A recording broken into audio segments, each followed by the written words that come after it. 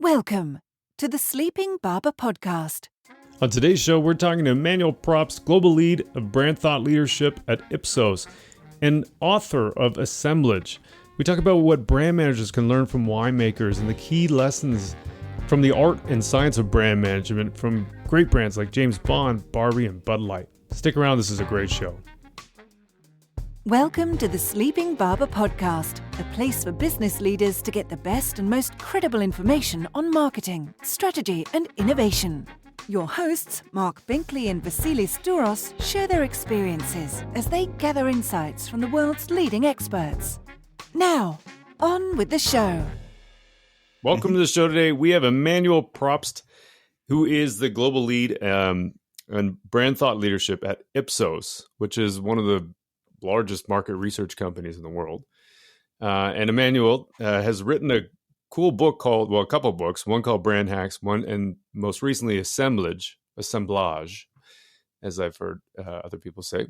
And so we're going to talk about those books, in particular Assemblage.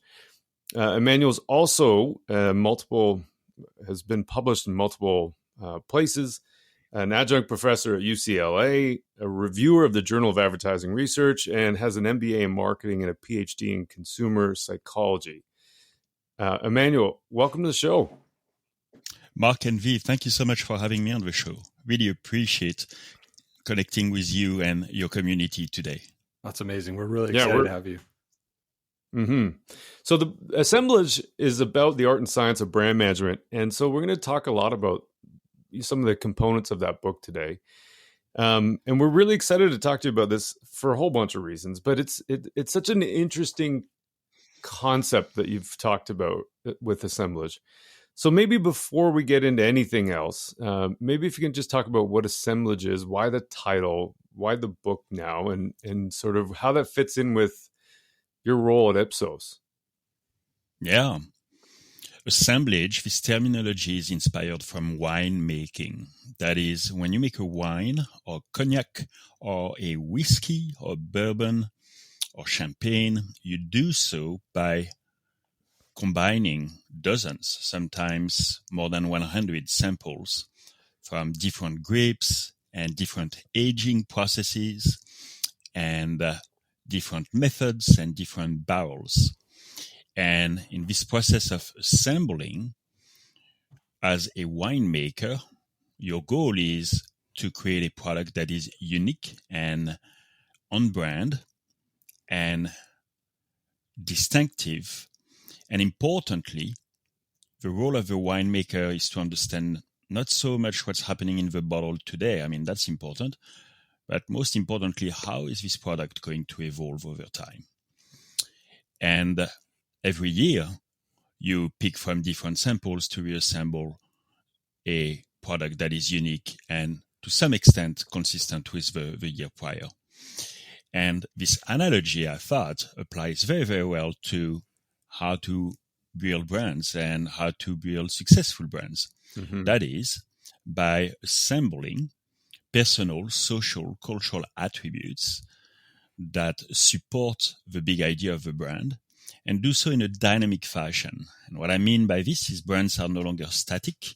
As the brand leader, brand owner, you no longer just dictate what the brand stands for. You, to some extent, you establish the big idea, but you co-create the brand with your audience. And that's the assemblage method for creating brands. It shows you how to create brands that will be able to charge a premium, command loyalty, be differentiated in the marketplace, and brands also that don't just sell products, but make a positive impact on people and the world we live in. So the point being that brands can no longer just sell products, but brands must also make this positive impact on who we are and on the world around us. And that's what this book is about in a nutshell. Cool. And how does it fit in with the work that you do with Ipsos? Like, is there part of the inspiration in consumer psychology that you're from your background and the market research component that inspired the book? Yeah, to make it simple for you, my personal goal is to combine the best of academia and the best from the practitioner's world. So at Ipsos, we do obviously a lot of research on research, and a lot of quantitative research. Mm-hmm. And as such, we establish evidence, quantitative evidence in terms of what works for brands and what doesn't. And through my academic research, as you suggested, I look more at the consumer psychology angle. Why do people do what they do? And what are the quests people are trying to fulfill? And by combining the two, this book creates something that is useful for the practitioner and brings also some academic credibility, if that makes sense. Mm-hmm. Yeah, so, that's great because just listening to your intro there were a lot of things that started kind of popping to mind. And while we have, a set of questions for you, my mind's already traveling in different directions. So the one thing I really wanted to just kind of look at there with you is you made a comment around, brands are no longer static, and it kind of goes around this notion that, brands need to show this ability to be dynamic or, really build to that idea of co-create with an audience. Do you mind spending a little more time and just kind of on that? And how do you actually foresee this actually working for brands? Yes. So here's the deal. 7-9 years ago, we had a lot less social media and ways to communicate. And the world was moving fast, but at a slower pace than today. Mm-hmm. The point being, 7, 9, 12 years, 15 years ago, brand owners could dictate to the audience what the brand stood for. Fast tracking to today, what we see is consumers, and not just consumers, people, citizens. Well, they want to interact with the brands and they want to talk back. So the good news is if you do the right thing, people will advocate for your brand and will recommend your brand to your friends and family and the world at large. And the bad news is if you do the wrong thing, people will blame you, or people will campaign against you, or people will cancel your brand, and or people will even take you to court if your claims are not substantiated. So the audience has a lot more of an appetite and an ability, a conduit to the brand thanks to or because of technology. And as such, it is so important for brand owners, marketers in general, to appreciate that they control the big idea. They're here to establish the foundation of the brand, yet they're going to co-create the brand narrative and, if anything, the execution with the audience. And appreciate how fast all this can change for some brands from one month to another.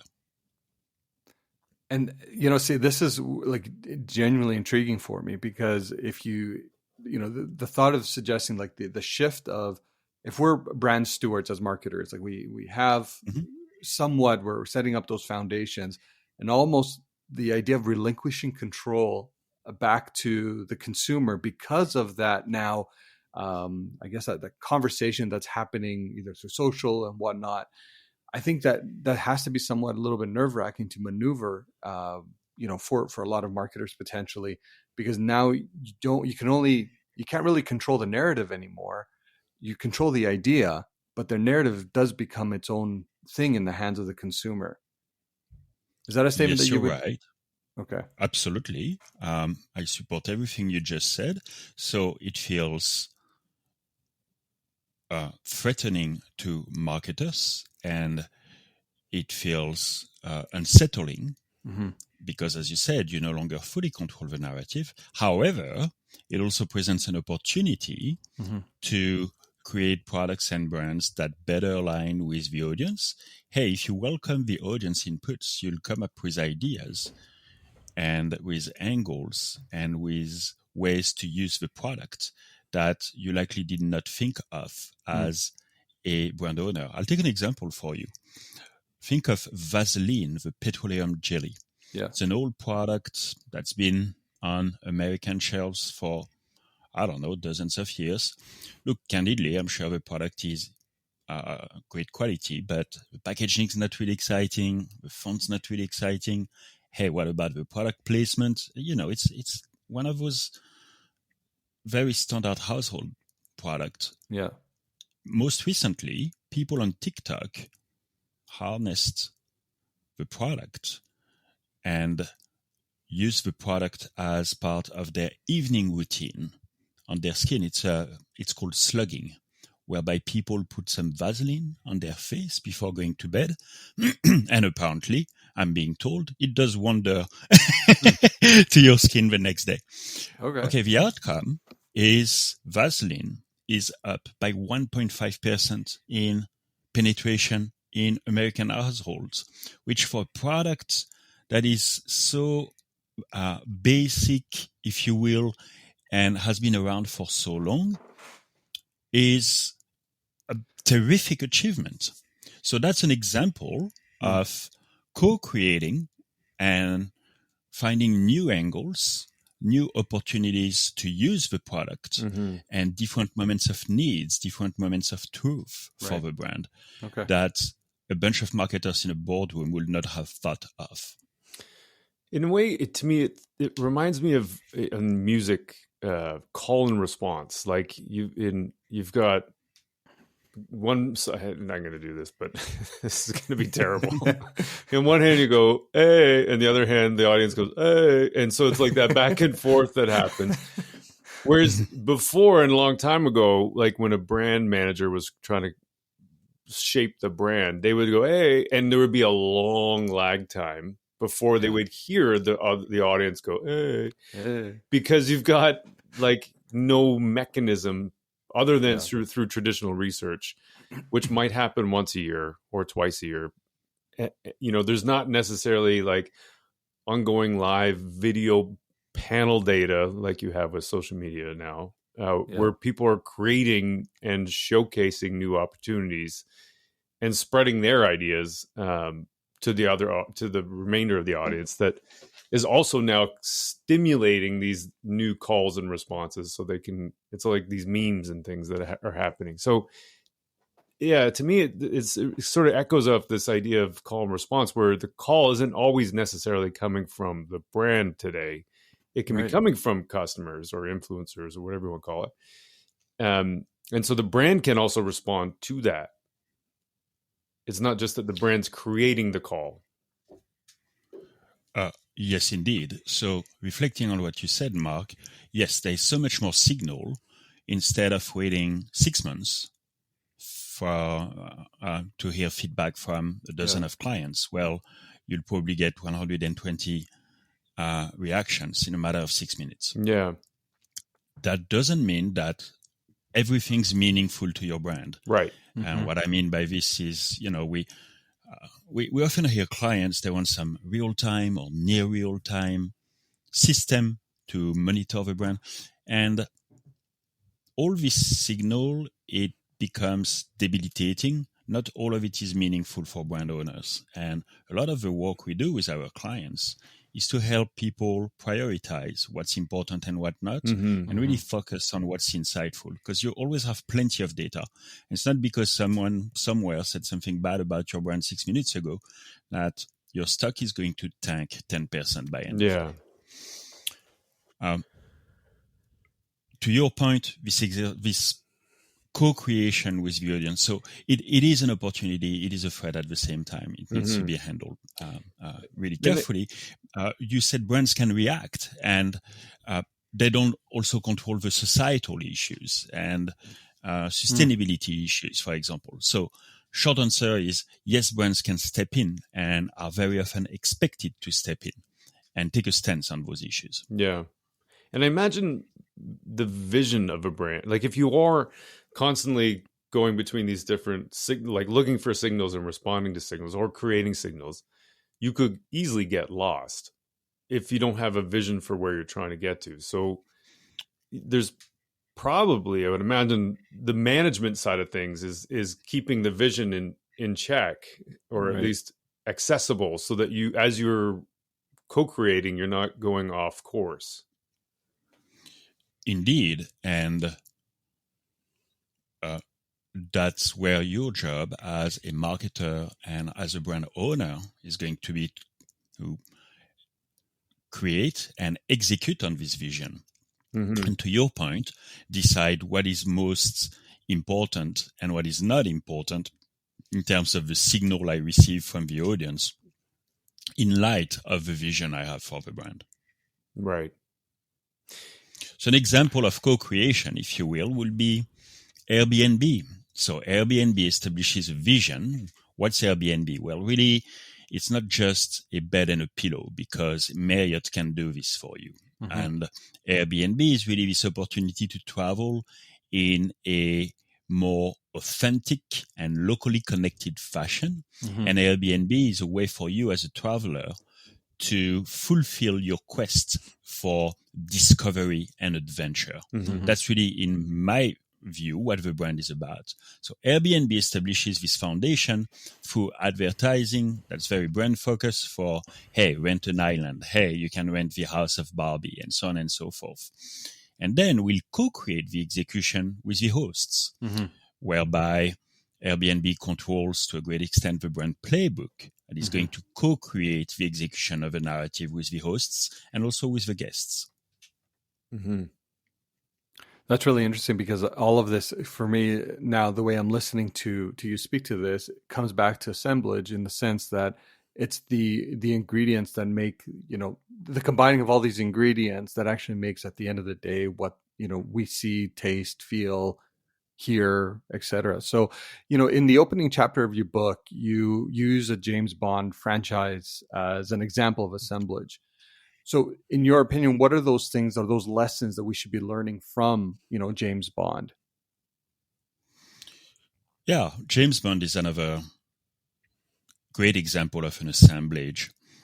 In short, most of us, almost all of us, are familiar with James Bond. So the key component of the brand, the foundation of the brand, that is consistent over time. So James Bond is a spy. He's a British spy. He's here to fight evil, and he is going to go through a bunch of challenges, and he's going to win at the end. And in his environment, he has someone providing him with gadgets, and he has his boss, and so on and so forth, right? That's foundation of a brand. Now, the execution has evolved over the years. Mm-hmm. Early on, James Bond was a very proper British spy, what we would call public school in the UK. Yeah, well educated and all that. Mm-hmm. And his boss will be a white guy, and Q providing the gadgets will be like a typical English countryman wearing tweed with elbow patches, mm-hmm. right? That Fast track to today. Well, Q is a younger individual, obviously gay. Miss Moneypenny, she's the secretary, and she's black. Mm-hmm. And there are talks for the next James Bond to be maybe a woman, or mm-hmm. maybe to be black. So the core foundation of a brand hasn't changed. The interpretation, the creative execution has evolved to better align with structure. And, well, the output for us marketers is the brand has evolved over time so that it is as successful today as it was 30 years ago among a wider audience, really. And it's successful because it drives people to movie theaters, even now. And I'd say most importantly, it is successful because brands want to associate with James Bond, not just because of the visibility, the reach, which is great, but also because of how well James Bond aligns with brands like Omega, or rather the other way around, right? How well Omega aligns very well with the brand and wants to be associated with this brand. Mm-hmm. So V and I were talking about this. I want to kind of, if you don't mind, just sticking on the James Bond thing for a little bit. There's a promise. There's a recent publication that came out from Roger Martin and I can't remember who else published, Work, I think, The Promise to the Customer. And so kind of going back to that call and response thing, it was almost to me like this idea of the promise to the customer from a James Bond perspective is that this is going to be a spy or an agent who's, saving the world in some way. And it's very exciting and all those kinds of things. And so there's this promise and then the expectation from the customer perspective. So if you get too far away from that, then I think you have some kind of revolt. And so there's this Bud Light transgender ad that came out recently. And then since then, Bud Light has declined in market share or sales. Their sales have been tanking. So do you think that is an example of where a brand is trying to respond to the market trends, but isn't necessarily, but strays too far away from their promise or their initial foundation vision? Yeah. So let's begin with Bud Light. I think that the intent of from the marketing director to reach a wider audience and to evolve the brand, it was humble. Let's be honest. From a marketing standpoint, I understand what she tried to do.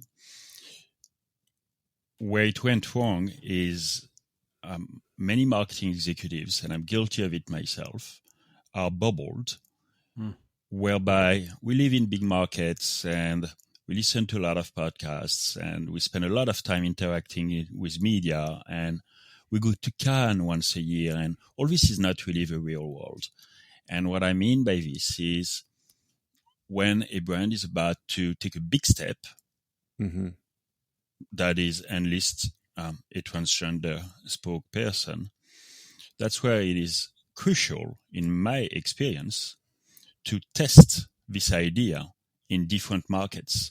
And I insist, when I say different markets, I'm not talking just demographics and age, gender, region, what have you, but across a range of psychographics to understand how the change, the initiative is going to resonate with your audience. Mind you, Bud Light appeals to a very wide audience to begin with. That's why when people compare Bud Light with Nike, for example, I don't think the comparison is relevant. And here's why. Bud Light is a mass market brand that appeals to a very wide audience. Nike, Nike is a brand that is somewhat polarizing to begin with. Nike does not hold a market share that's any greater than 20 or 25% in any of the markets they play in. And Nike was a progressive brand well before Copernic. So the short answer is, when taking a big step like this, you cannot force it. Marc, you spoke about the promise, the expectations, and to this I would add the intentions. The promise of a brand is to deliver a product that's consistent, that is of great quality, that's reliable. The promise of the branding effort is for the brand to take you from who you are to who you want to become. That's what James Bond is about. We all want to become a spy by the end of the movie. The expectations are, well, I want my product to be delivered on time and I can return the product and the quality is consistent and reliable. And the intentions is a more proactive aspect. Expectations, it means do me. Managing expectations, it's responding to what the audience wants to do and wants to hear. Intentions is leaning in, going forward, and establishing what you want your brand to stand for and what you can bring to the market and what you can bring to your audience. Having said this, as demonstrated with the Bud Light example, it's very hard to get it right, and mistakes can be, Bud Light is down 23 to 28% in sales week on week. Oh, and by the way, those consumers, they're going to Coors and they're going to Miller Lite. They're not getting out of a category. Yeah, and No, I was just going to say, like, I this Bud Light example is fascinating, because you have on the one side, you have a lot of organizations that look at marketing simply as an executional channel, if you will, to, bring to life maybe a vision.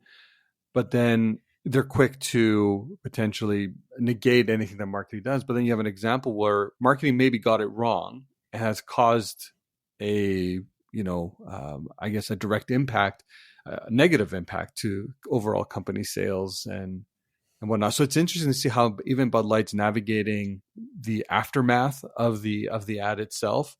I know the senior marketing person was let go, and they're trying to reposition themselves quickly again back to what they've been. Yeah, I saw the summer ad that they have. Yeah, exactly. And I think that's where it becomes dangerous again. It's like, is this something as simple as recorrecting, or now is it going to go through this whole brand evaluation phase again to try to build that relationship back with the customer?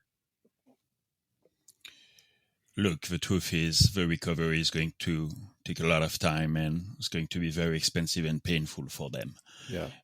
Again, because people are switching to competitive products, and to make things more difficult, the truth is, in a blind test, I challenge pretty much anyone to differentiate Bud Light from Miller Lite from Coors Light. Yeah. The product in and of itself is not really distinctive. It's all about the brand and what it stands for. Right. And it was that good old American brand, very reliable heritage type of brand. Yeah. So recovering from that is, quote me on this, but how about I come back on the podcast in 2 years from today and we reflect? Yeah. But 2 years seems at least 2 years, if not 3, right? Yeah. Dolce & Gabbana made a mistake in Asia. I think it was in 2018, Dolce & Gabbana enlisted some Asian models to promote the brand, and they gave those Asian models some chopsticks to eat traditional Italian dishes. So in those ads, you will see models trying to eat pasta and trying to eat pizza with chopsticks. And the Asian community perceived the ad as being particularly offensive. And in a matter of minutes, they started basically boycotting the brand and campaigning against Dolce & Gabbana on social media. And to this day, D&G is still trying to recover in Asia. That was in something like 2018. It reminds me also, I didn't know about that example, but then there's also the Tropicana example that everybody's talked about and heard about, right? Where they changed the brand logo package and then it sales tanked. But to that point, I think there's a stewardship that I'm thinking about now, where you have to, like going back to the James Bond example, you have to respect the history, the heritage, right?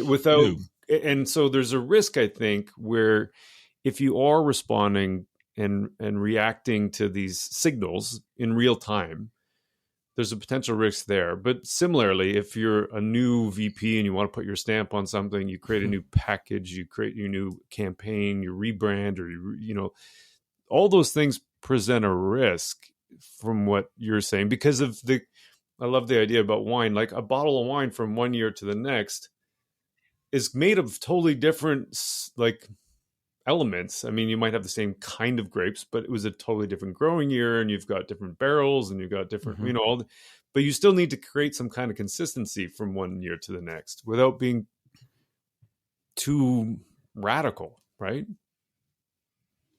Yeah. So I agree with everything you said. As a new VP of marketing, you want to make your mark.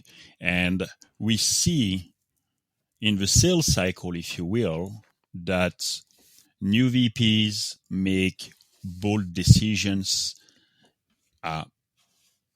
between 6 weeks and 6 months after starting in the job. So the first 6 weeks, you're getting a lay of the land, and then you feel that you have to make your mark, and that's when you're going to reshape the brand strategy.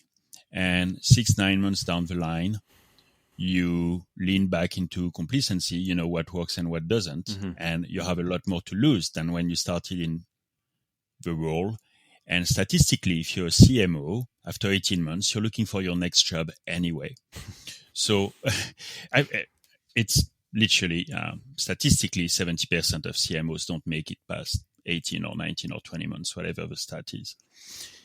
That's crazy. So to your point, it is. And so to your point, there is a short window of time.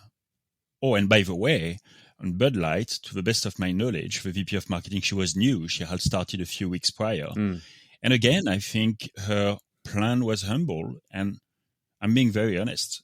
I would have gone for it as a marketing executive. You know, her point to say, I want the brand to evolve, to be more modern and to have a broader appeal. Mm-hmm. Who is going to say no to that? It's the execution that didn't work out.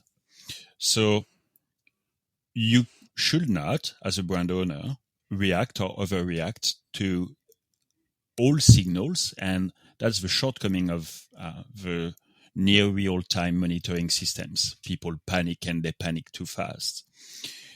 To your point, you should be aware, you should take into account the traditional values, the heritage attributes of your brand, and understand what the brand stood for 20, 30, 40 years ago and keep those foundational components and then evolve the execution. So a brand that is doing this, that is recovering very nicely, in my opinion, is Barbie. Mattel was struggling 5, 6, 7 years ago. They went through rounds and rounds of layoffs, and many marketers thought the brand was, if not dead, absolutely on the decline, because that brand was stuck in the past, whereby girls would play with Barbies 30 or 40 years ago. The brand had not evolved in terms of its alignment with culture and society. Fast track to today, we have a more modern interpretation of the brand. So the concept of Barbie and Ken remains the same. Again, the brand is, who do you want to become? Well, the little girl wants to become Barbie, or something like that, if you will. The interpretation of the brand has evolved, and we'll find out if the movie is a success or not. And in my opinion, from a marketing standpoint, this brand repositioning is already a tremendous success for Mattel. They engaged in over 100 deals, licensing deals with partners. And if anything, their sales are up for the quarter, double digit. And they managed to evolve not the foundational aspects of Barbie. You know, look, the font hasn't evolved much. The pink is still the pink. Yeah. Yet the way people relate to the brand is a lot more relevant today than it was 4, 5, 7, 8 years, 9 years ago. I remember seeing something like maybe it was at a conference, but they were talking about like they looked at Barbie, because it used to be like sporty Barbie or fast car Barbie or whatever, but now they're and then around that time, I think you were talking about 5, 7 years ago, something like that, they started rolling out lawyer Barbie, and then executive assistant Barbie, or CEO Barbie, or, you know, all those kinds of things. So they reformulated the product to be more aspirational, as opposed to, and creating role models out of the product, as opposed to just doing more of the same thing. And I kind of think that if you say the movie is like an ad, which it is, I don't know that the movie would have resonated as much 7 years ago as it would today, because they've done all this legwork on the product, on the experience of Barbie, and now they're putting something real on top of it with an ad that's making a promise that is actually consistent with the modern experience. So, Mark, you are referring to the most important part of the book and what's most valuable for the reader in this book. That is, brands can not only just sell products, brands must also transform us as individuals and the world we live in. In the case of Barbie, consider that the brand is not the hero, by the way. The brand is never the hero. The hero is the consumer. The consumer is on a quest to accomplish a mission, a job's to be done, and the consumer is on a quest to become who he wants to become. And the brand is here to support this quest. It's here to support this personal project you have. So let's go back to Barbie to illustrate this. Lawyer Barbie, the doll is, who am I? I am a little girl, and who do I want to become? And through Barbie, I'm going to live vicariously through Barbie and become that ambitious, established, charismatic, successful, wealthy woman. Mm-hmm. And that's exactly what I mean by Barbie harnesses, not just aligns with, but harnesses culture and society.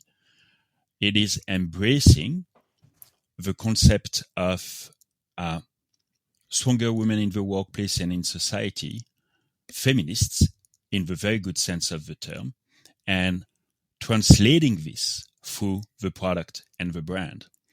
So the first part of the book is all about the personal identity project. And again, James Bond is the same thing.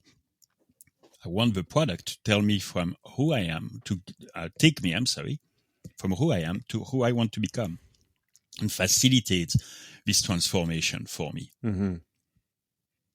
That are the brands that make an impact and are powerful.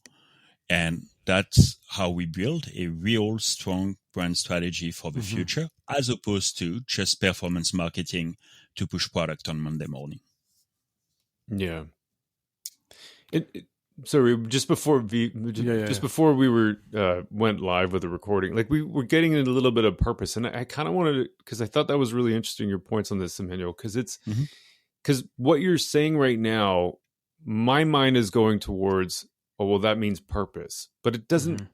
But I don't know. I just want to kind of get your take on this, because it's not necessarily about purpose, like, let's save the whales kind of thing, right?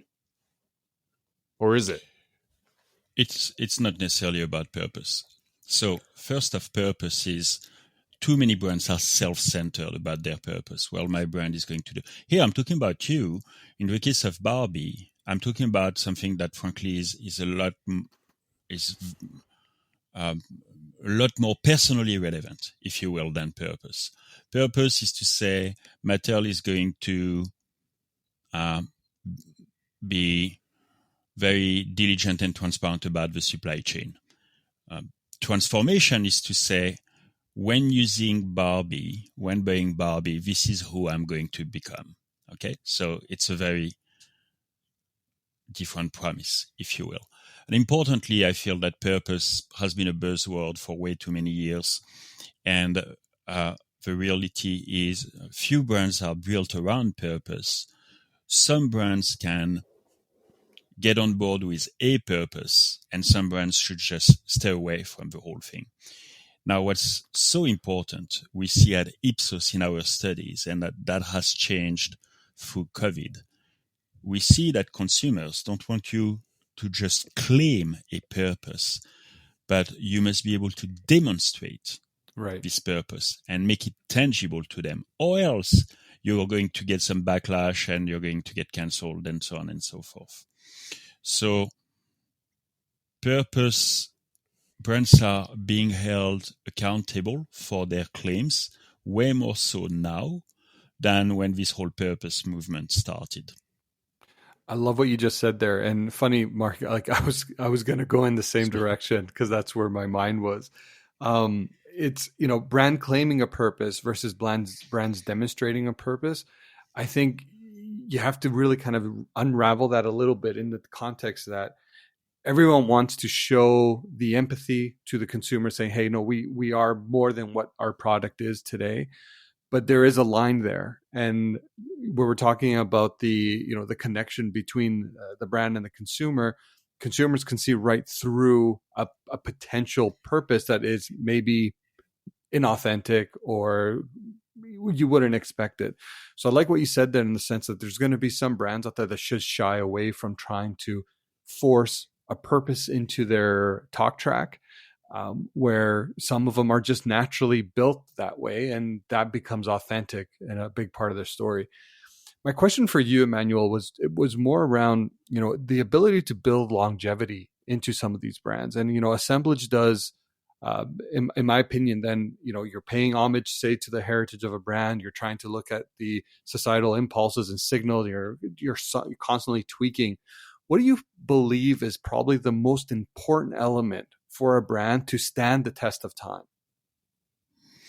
It is to have a big idea that is distinctive, different, and somewhat of an evergreen that's going to hold over time. And again, it is this ability for the brand to not just clean your bathroom floor, but empower you to become the problem solver in the house, if you will. Empower you to become the hero for your family. And that's what Clorox does well in its advertising. Clorox is bleach, and once again, with all due respect for Clorox, I will challenge anyone in a blind test to tell me the difference between Clorox and Target's Up and Up.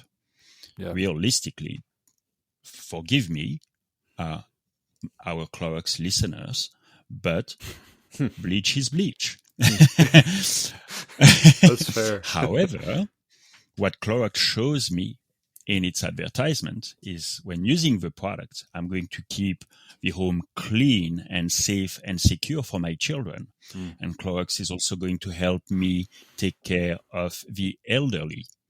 And Clorox is also helpful for people in hospitals, making a positive impact on the local community by keeping hospitals clean and therefore people healthy. Now, it gives a dimension to the brand that is way more aspirational and meaningful and makes a way greater contribution to my personal identity project as a consumer. Who am I and who do I want to become? I'm someone trying to clean the floor, but Clorox is empowering me to become the person who takes care of my family and the elderly. That is powerful. That has some shelf life, for lack of a better expression. So what the brand manager is going to do over time is simply, it's not simple, but it's going to evolve this execution. But if you stay on course, Barbie has always been, who do I want to become? I want to live vicariously through the doll. The reason why it wasn't working at some point is because little girls no longer wanted conventional white blonde American girls with a perfect body, heterosexual and very conventional in nature. The product is more empowering and more ambitious than it was, yet the dimension of aspiring to become and live vicariously through Barbie hasn't changed over the years. Right. As you're describing that, there's a few things that popped in my mind. Originally, when we first met, you sent us a note, and there's linkage between what your book represented and some of the fundamentals there with the Ehrenberg Bass, and we've talked to a few people there, and so as you're talking about a couple of the examples like Bud Light versus Coors Light versus Miller Lite, products themselves aren't really that differentiated. Same thing with Clorox. They're not really that differentiated. Barbie versus other dolls and things like not really that differentiated other than the name, like the actual physical doll. And so there's this idea of distinctiveness now that is popping into my mind. And in the book, I think it was in the book where you mentioned the moments of this is a French word. Help me out with it. Convivialité. Oh, right. Yeah, absolutely. You know That's what I mean? a moment of truth or a moment of need. Yeah. So as you're mentioning the Clorox ideas, like those to me kind of speak to these sort of, I would say, category entry points where you can create distinctiveness. And so maybe you can just talk a little bit about that, because I feel like it's those category entry points that are changing over time because of consumers' needs. And, like the Barbie example we've been talking about Barbie all day, but this is good. It's a relevant example. It's relevant. I mean? And same thing with Bud Light. I mean, you can go down some potentially dangerous paths by just responding to people, but maybe just talk about that those category entry points are the moments of truth, or moments of moments need. of truth. Yeah. So to unpack what you said, Marc, you referred to the work of Byron Sharp around physical availability, mental availability. Mm-hmm. That's what you were referring to. In short, this is very, very relevant, especially with consumer packaged goods. As we said, there isn't much difference in the product itself between Clorox and Target's Up and Up when it comes down to bleach. In this context, to Byron Sharp's point, it's going to be so important for the product to be physically and mentally available, Mm-hmm. and to expose consumers to advertising often and to the product often so that they remember it and choose this product first. Mm-hmm. Then we spoke about Barbie, or when we speak about James Bond, or if we speak about Belvedere vodka, for example, Mm-hmm. those products are more aspirational. They have a lot more of an emotional component. In that regard, it might be easier, it will be easier for these products to establish a perception for the product Mm-hmm. and step away from only the functional benefit of the product. So, for the product to be physically and mentally available is absolutely very important. You need to see Clorox on the shelf and the product needs to be visible. You need to repeat the message. And in the long run, so that you don't deliver only on tactical marketing, if you will, but indeed establish this vision for the brand that commands loyalty and a premium, Mm-hmm. you need to develop those emotional dimensions of the product and the perception for the product. So I believe that both are important. What you're going to do at shelf and what you're going to do to develop the territory of the brand over time. Now, you spoke about moments of needs and moments of truth and Mm-hmm. category entry points. What this means is a product can be used for different reasons and support different missions Mm-hmm. in different contexts. That means when I go to Starbucks at 8 a.m., that's because I want a jolt of caffeine on my way to work and I want to drink to support my commute, if you will. Mm-hmm. Mm-hmm. When I go to Starbucks around 1 p.m. with two of my associates, that is a moment of conviviality. That's an opportunity to gather with my associates at a place that it is neither my home nor the office. Mm-hmm. And if I go to Starbucks at 5 p.m. with my kids on a Friday afternoon for a Frappuccino, Mm-hmm. that's going to be a moment of indulgence. Mm-hmm. And I'm not going to care about the calories, and I'm not really going to care about the price. I'm going to care about treating my kids and treating myself to this indulgence. Mm-hmm. So I'm interacting with the same brand, Mm-hmm. Starbucks, with very similar products at 3 different times of the day to complete 3 very different missions.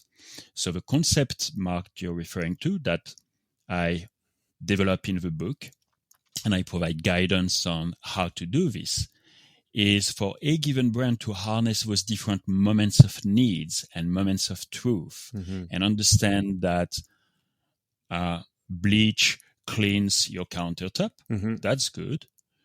In what occasions can I use this product? And in what context? Mm-hmm. And what problem can I solve for me as an individual and for my family and possibly for the world around me? I might be able to use Clorox if suddenly there is an oil spill on the beach, and I'm Mhm. going to be able to use Clorox to help clean the beach. And now the brand makes an impact on the world at large. But it's really a matter of understanding and harnessing the context in which people will use this product. And to your point, create some new category entry points, meaning new occasions, new good reasons, if you don't mind me using this expression, Mm-hmm. for people to use the brand. Right. And it's a little bit like that Vaseline example that you started with too, right? Yeah, exactly. Yeah. I totally, 100%. Mm-hmm. And what is so powerful in this example, one, it has been prompted by the audience. Right. It hasn't changed what Vaseline stands for. It doesn't impact the perception of quality of the product, the heritage of the brand, the convenience from the little can, the little tin, whatever that's called. So the foundation of the product hasn't changed. What has changed is to identify new category entry points, new ways to use the product to establish new moments of needs. I need to take care of my skin before going to bed. And I'm going to use Vaseline for that, and to establish, in this case, a new routine, which we know is so powerful in marketing, because not only now people are aware of your brand and are using a brand that they thought very little, if anything, of as of 3-4 weeks ago. Right. And what's most important is they're using Vaseline every day instead of having that thing at the back of your medicine cabinet. Exactly. That you would use, 4 times a year. Mm-hmm. Yeah. It's interesting. There was one reference that you had in the book that Marc and I really thought were interesting, is the idea of a master blender, and that's being in charge of a cognac. So when we think about that, and we're always ones that try to kind of bring it back into terms of organizationally, what does this actually look like? So my question to you here is, who needs to play that role within the organization, and what kind of skill set is needed to achieve that, that master blender? Yeah. Who needs to do this? Everyone whom is involved in the marketing and the activation of the product. Okay. Now, some people have more of a strategic role, and some people might have more of a performance. I don't want to say tactical, but performance oriented. Meaning, some people might focus on what is the brand going to become in 3 years, and other teams, and hopefully they work together, but will be more concerned with how do I move products and how do I drive traffic to the website and to the store next week. Right. So this is important for everyone, and the book is really written for anyone who, from you're an intern and you've been with the company for 6 weeks, and that book is going to help you understand what is important in brand management and marketing today. Mm-hmm. And this book is going to help you become the smartest guy in the room. The book is equally important for that CMO with 20 years experience, again, to understand what are the personal, social, cultural attributes that you must take into account and assemble in order for your brand to be successful. Mm-hmm. This vision of a master blender, you said, what is the skill set? And that is why the subtitle of the book is The Art and Science of Brand Transformation. Mm-hmm. The science is you, forgive my shameless sales plug, the science is you come to Ipsos and you establish a benchmark of how people perceive your brand and why do they want to buy it, and where do you stand in your competitive environment and white space and all those good things. That's the science, the scientific evidence, the numbers. The art, well, that's the creativity, and that's the guts, and that's the audacity of the marketer. Right. Mm-hmm. I love that. Yeah, that's great. Emmanuel, I know we're running short on time. So can you maybe just tell people how they can find out more about you and about Assemblage and the work you're doing? Yeah, of course. So my name is Emmanuel Probst, and I'm very active on LinkedIn. So you're welcome to connect with me on LinkedIn. And the book, of course, you can buy it. So you can buy it from Barnes & Nobles and a bunch of places. An easy way to find the book is on Amazon. And the book is called Assemblage, The Art and Science of Brand Transformation. And it is available in hard copy, but also as an ebook and also as an audiobook that you can listen on your way to work or on your way to Starbucks or at the gym. That's incredible. Awesome. Thanks very much, Emmanuel. This has been really great conversation. Appreciate it. Thank you so much, Marc and V, for having me. Really appreciate, once again, the opportunity to connect with you and your community today. Amazing. Thank you very much. And now the post-pod discussion with V and Marc. Hey, V, you know what? What's up, man? Post-pod! Yeah, we're back. I was trying to think of a fun way to surprise you with that. But you almost got me there. I honestly I was driving home yesterday thinking, how can I surprise V with this? So stupid. You got me. Surprise. No. So, Emmanuel. Assemblage is a French. Yeah, I heard somebody else. When we were doing research, I was listening to another podcast. And I think it is like assemblage is like if you were to say it with a French accent, probably. But yeah, assemblage. Probably. Great conversation.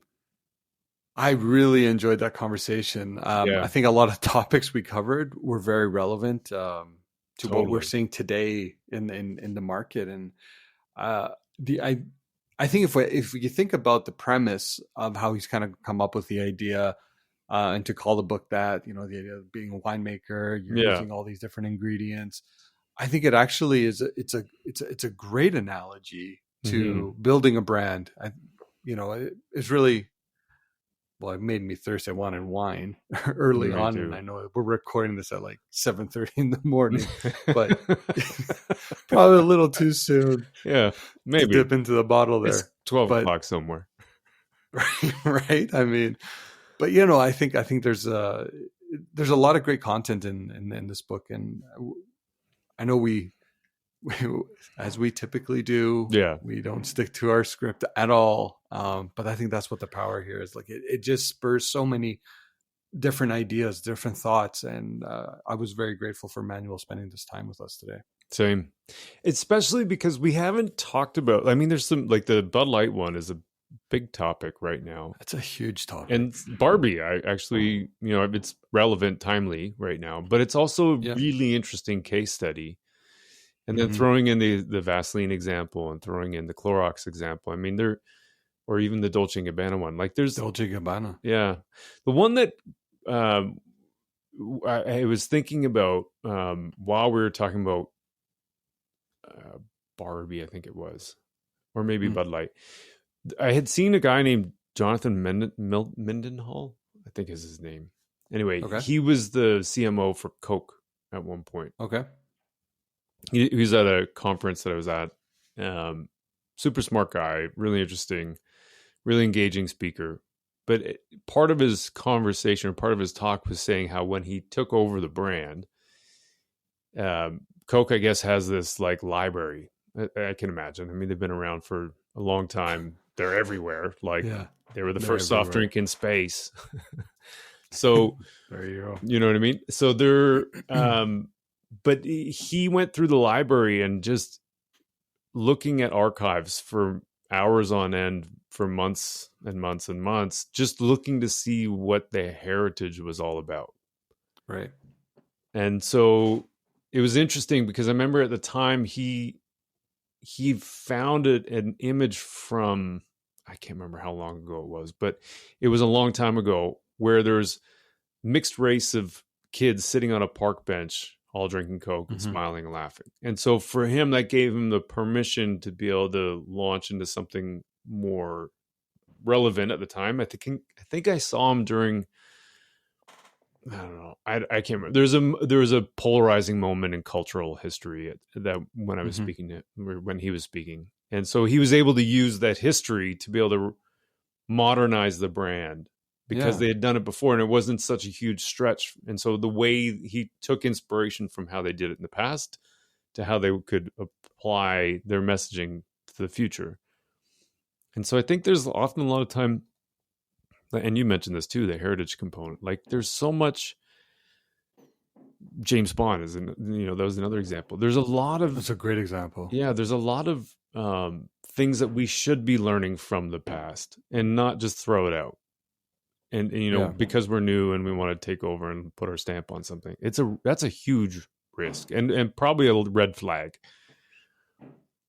You know what, and the one question that we had there, and I'm happy we were able to get to it, was around the idea of, you're coming into an organization, you want to kind of show your value, you want to quickly show, that you can be disruptive, or, really kind of think on your feet. So often you're always thinking about, a rebrand or trying to bring in something new, a new flavor, or to what's already been there.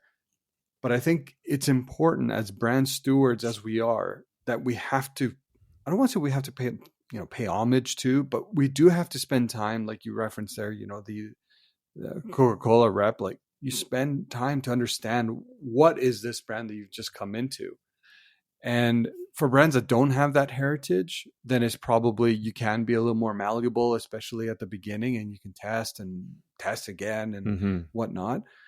But if we look at Bud Light, again, I don't want to say from a marketing perspective, it was the wrong approach to thinking of, hey, how can we come into this forefront and be a little bit different and reposition ourselves? I don't think that's wrong. But was there enough time spent on understanding who the core customer is? Right. And bringing in a transgender spokesperson, would it have, maybe polarized more than what they anticipate? Well, obviously it did, but if someone had done the research prior to, maybe it wasn't the right thing. Maybe there was another approach instead. Yeah. So you swung for the fences, you missed. Now what? Yeah. Right. And I think to see what this recovery is going to look like is going to be a case study in of itself. Totally. Well, yeah, I agree. And there's, there's so much around like the idea of stewardship that I think is important. Like it's not about you. No. It's about them, like the customers. I'm with you. And so I think Emmanuel mentioned it too, but you're not your customer, or maybe you are, but you're one. So it's really important to go understand who the customers actually are and what their mindset is, because you and I, we are survey of one, and we're in our own bubbles. And so if we make our ideas and our opinions the de facto truth for the whole consumer base, you're really putting yourself at risk. That's a 100%. Bad spot to be. And so, again, like this comes back to customer research, and Emmanuel mentioned it too at the end there, but like it really is important to have a really clear understanding of what people perceive your brand to stand for, and use that as your basis of making decisions, as opposed to like my impression of what other people think. Yeah, no, I completely agree. And I don't know, I'd love to spend a little time just on purpose a little bit as well. Yeah. I know we asked Emmanuel, kind of his take. And I don't remember who else we've had kind of a at-length conversation just around purpose, but I think it's another important thing to highlight here again is, don't force purpose into your brand if there isn't a natural or a direct line to it, because it becomes, I guess, not authentic. Yeah. And when you think about the consumer and the power that they have, like Vaseline, if they're up 1% just because someone posted a video, it's like as a part of their nighttime routine, I'm sorry, there's probably nobody in Vaseline that ever thought, hey, maybe we have a play here to kind of in this kind of space, because Vaseline is used for, what did she say? I don't know what Vaseline is used for, to be honest with you. Because for me, it's like Vicks. It's a completely different thing. But anyways, so it's just one of those things for, when you're thinking about purpose and how to breathe that or build that into your organization, it still goes back to understanding what the heritage of your brand is. Yeah. And then what is the, how do you draw that correct line to? Totally. Well, and to your point too, like I think purpose, it's such a weird word. And there's a lot of weird words in marketing and branding. Yeah. Like, so there was research, I think it was 2 years ago, that came out from Peter Field. Guy did 1.5 of the long and short of it. Really interesting research. The fundamental, the primary objective was to find out if purpose-led brands perform better than non-purpose-led brands. The primary finding is they don't. They perform worse. When he peels back away the brands that were purpose-led that did well, there's things you can learn from there. Patagonia would be one where I think they're a purpose-led brand, but their purpose is also their mission, and to some degree their vision. And that's where I think there's a lot of weird words in marketing. I think we have to be clear on what we mean by our purpose. In the case of Barbie, maybe their purpose, and I don't know what it is offhand, but their purpose, their mission, their vision could be about just inspiring girls to be the best version of themselves. Maybe that's the same thing as the mission. Maybe that's the same thing as the vision. I don't know what it is, but it doesn't also have to be, oh yeah, and we saved the whales. You know what I mean?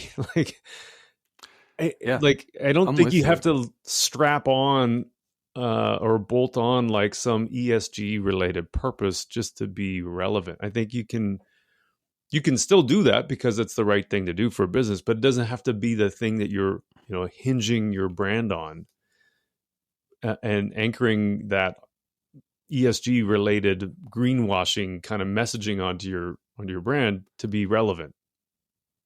Exactly. And it goes back to what Emmanuel was saying, brands claiming a purpose versus brands demonstrating a purpose. Right. And I think that is a very simple way of looking at it to say, okay, how does this fit? I also liked another thing that he said was just, brands no longer are static. So, and I think that probably has been accelerated. I don't think brands were ever really static. I think there was always an evolution to it. But if you think about in the point of acceleration that social is added to that, and you were talking about like the hey-oh, like on the other side, and it's almost real time that you're getting that feedback.